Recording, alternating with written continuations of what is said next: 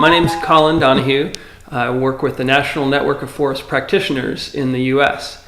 We've been around for a number of years, but recently have started more of an emphasis on producer organizations. So this was a really amazing opportunity to come to the conference and learn about what's happening all around the world. Yeah, our role.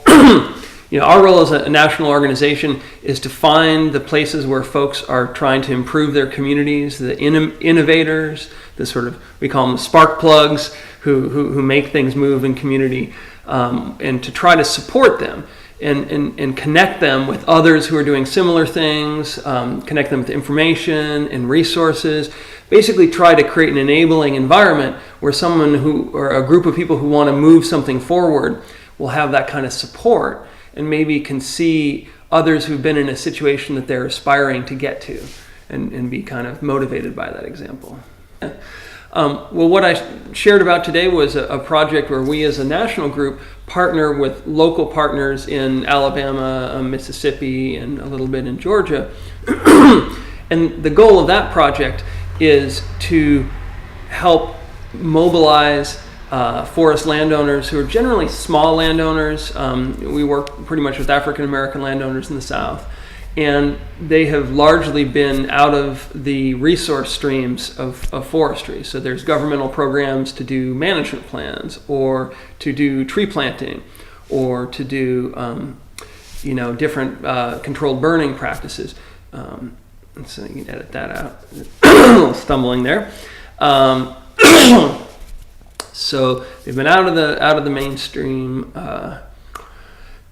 So we support local leaders in mobilizing landowners to become connected with information that's being provided, to get to know each other and to have a peer-to-peer interchanges where landowners can teach other landowners some ideas about both management and also how to get more from their land, including tapping into those governmental programs that they have been left out of for a number of decades. Yeah, so the small landowners often maybe came up from a farming tradition, and woodlands are kind of a resource that's on the wasteland that's maybe too wet to farm, or for whatever reason is not being farmed. So forest land is generally underutilized.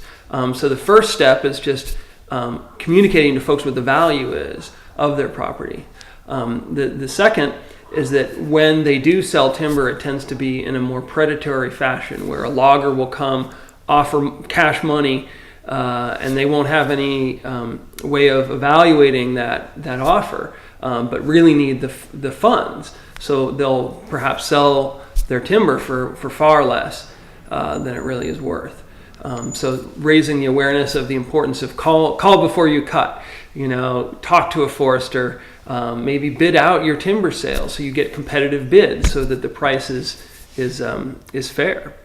And then finally, a lot of the small landowners are left out of the programs that are there to support forest conservation.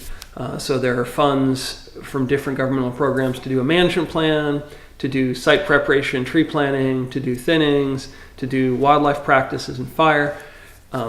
Those various programs are ones that the small landowners are left out of. So it's difficult for them to think about making an investment for something which won't pay out until years down the road. Whereas at the same time, a landowner with 2,000 hectares may be getting all of the governmental supports, and they really don't need them. So helping folks get more informed and organized so that they can approach those funding organizations and get the resources they deserve.